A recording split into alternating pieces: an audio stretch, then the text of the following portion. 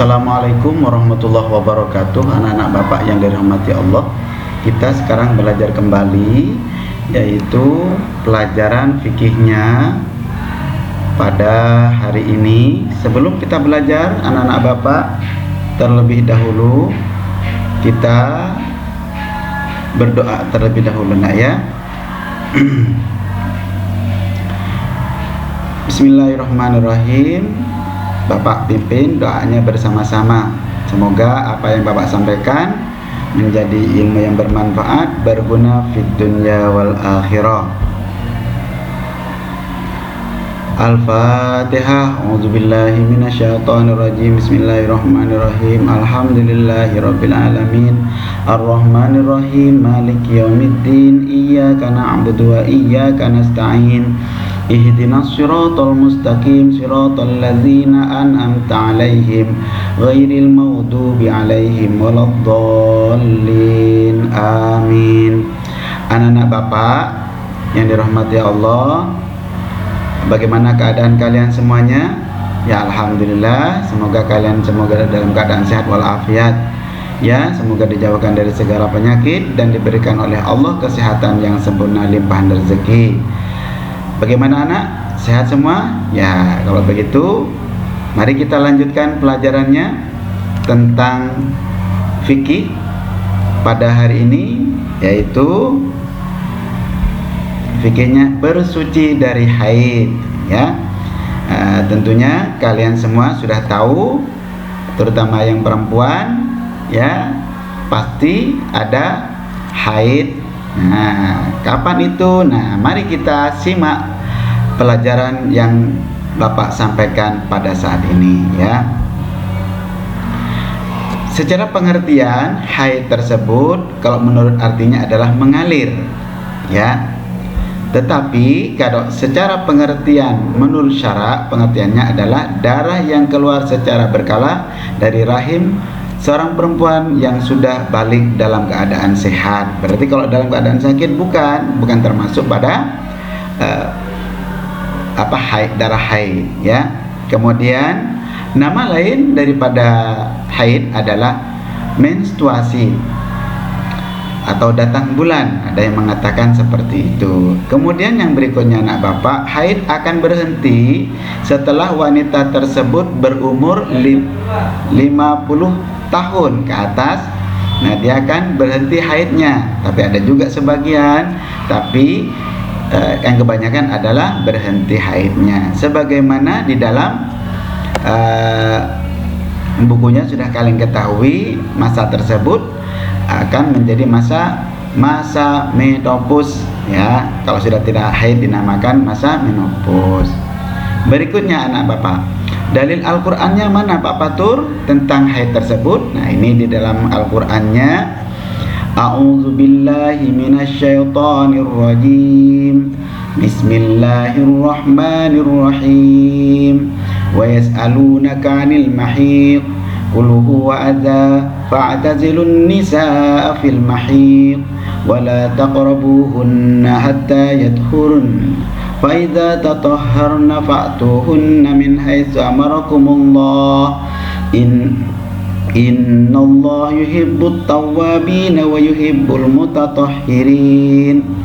Yang artinya, mereka bertanya kepadamu tentang haid. Maksudnya mau di sini adalah Nabi Muhammad. Katakanlah, Nabi Muhammad disuruh berkata oleh Allah, haid itu adalah suatu kotoran. Oleh sebab itu, hendaklah kamu menjauhkan diri dari wanita di waktu haid, dan janganlah kamu mendekati mereka sebelum mereka suci. Apabila mereka telah suci, maka campurilah mereka itu di tempat yang diperintahkan Allah kepadamu. Sesungguhnya Allah menyukai orang-orang yang bertaubat dan menyukai orang-orang yang mensucikan diri. Surat Al-Baqarah juz 2 ayat 222. Kemudian hadis Rasulullah menyatakan, an Abi Sa'idin radhiyallahu taala anhu qala Nabi sallallahu alaihi wasallam, alaysa idza hadat lam tusalli wa lam tasum, rawahul Bukhari. Artinya, Abu Sa'id berkata, Nabi Muhammad SAW bersabda, bukankah wanita yang haid tidak menjalankan sholat dan puasa? Itu rawahu Bukhari. Ya, ini diriwayatkan oleh Imam Bukhari. Nah ini ya, ini adalah dasar-dasar mengapa haid itu, nah itu kan tidak diperkenankan melaksanakan sholat, melaksanakan puasa, tawaf. Nanti dijelaskan di belakang ya, dasar hukumnya dari sini ya, dari Al-Qur'annya. Kemudian yang berikutnya, nah batas waktu haid kapan? Nah itu batas waktu haid. Perempuan keluar haid itu minimal umurnya itu adalah 9 tahun. Kemudian paling sedikit perempuan keluar haid itu sehari semalam, berarti 24 jam. Kalau tidak sampai 24 jam, maka itu tidak disebut dengan darah haid ya. Sedangkan yang sedang untuk orang yang haid adalah 6 atau 7 hari, itu yang sedang. Yang umum kepada wanita waktu haid adalah 6 hari sampai 7 hari, paling lama 15 hari. Itu ya. Apabila lebih dari 15 hari, darah tersebut disebut dengan darah istihadah atau darah kotor. Nah, kemudian hal-hal yang harus ditinggalkan, yang tidak boleh, dilarang kepada orang-orang yang haid, yaitu pertama sholat dan puasa ya, seperti yang hadis yang tadi yang Bapak sebutkan. Itu dari Rasulullah, memang larangannya seperti itu ya. Maksudnya haram melakukan sholat, tidak ada pahalanya kalau dilaksanakan, malah berdosa kalau orang dalam keadaan haid. Puasa begitu juga. Puasa ini tidak boleh puasa kalau orang yang haid. Kenapa? Alasannya yang paling utama dari Allah adalah karena manusia perempuan tersebut dalam keadaan lemah. Jadi kalau dalam keadaan lemah, dalam haid tersebut, dia tidak diperkenankan melakukan sholat dan juga puasa ya. Larangan lagi kepada orang yang haid adalah tawaf. Perempuan yang dalam keadaan haid tidak boleh bertawaf. Apa tawaf itu? Yaitu mengelilingi Ka'bah 7 kali. Sholat aja tidak boleh, apalagi tawafnya mengelilingi. Kenapa? Yang ditakutkan adalah takut mengotori daripada masjidnya tersebut, Masjidil Haram kalau kita bertawaf. Yang berikutnya adalah membaca Al-Quran dengan niat membaca tidak boleh kalau orang haid. Ada yang boleh, bagaimana? Kalau dia hafal tidak apa-apa, bukan niat membaca tapi mengulang-ulang hafalannya. Mengajar ngaji karena niat belajar tapi tidak dipegang, membacanya tersebut bukan membaca dari Al-Qurannya karena ingin belajar. Nah, niatnya kan belajar, nah ya, tuh tidak apa-apa juga. Menyentuh Al-Quran tidak boleh, orang yang haid ya berdosa kalau menyentuh itu, kecuali ada alasan-alasan, umpamanya Al-Quran dibawa di lantai, bagaimana ini kalau takut-takut terinjak, nah dia menyelamatkan Al-Qurannya tersebut boleh ya. Kemudian berada di masjid, itu termasuk sholat di masjid tidak boleh ya. Berada dalam keadaan haid, ada di masjid, maka tidak boleh juga orang tersebut. Kemudian hukum bersuci setelah haid, hukumnya wajib melakukan mandi wajib tersebut ya, wajib. Kalau sudah selesai haidnya, maka dia mau sholat ataupun mau puasa, mau tawaf, mau baca Al-Quran, mau menyentuh Al-Quran atau berada di masjid, selesai sholat bermandi wajibnya dulu atau mandi besar atau bersucinya, itu baru bisa ya. Kalau masih belum selesai mandi besarnya, mandi wajibnya tidak diperbolehkan, masih haram ya. Tuh tata caranya mandi bagaimana? Tata cara mandi wajib ya. Tata cara mandi wajib yaitu rukunnya, maksudnya rukunnya ya, niat. Ini kapan niatnya? Niat ini bersihkan dulu kotoran yang ada di dalam pada dirinya orang tersebut, sudah bersih. Kemudian setelah bersih sudah kemudian ada sunah-sunahnya nanti, nah ya Bapak jelaskan juga nanti. Kemudian berniat nawaitul ghusla li rafil hadatsil akbari lil haidi lillahi ta'ala, langsung siramkan airnya.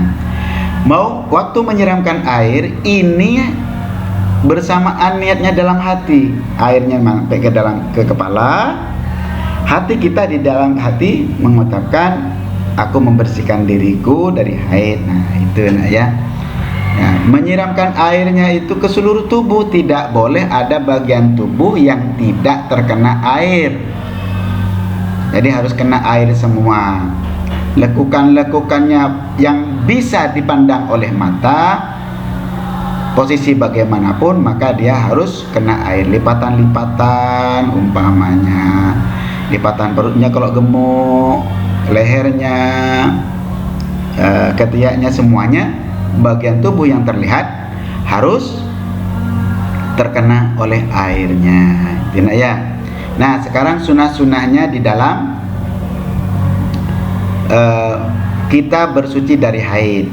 Sunnah ini apa? Kalau rukun harus dilakukan, wajib kan?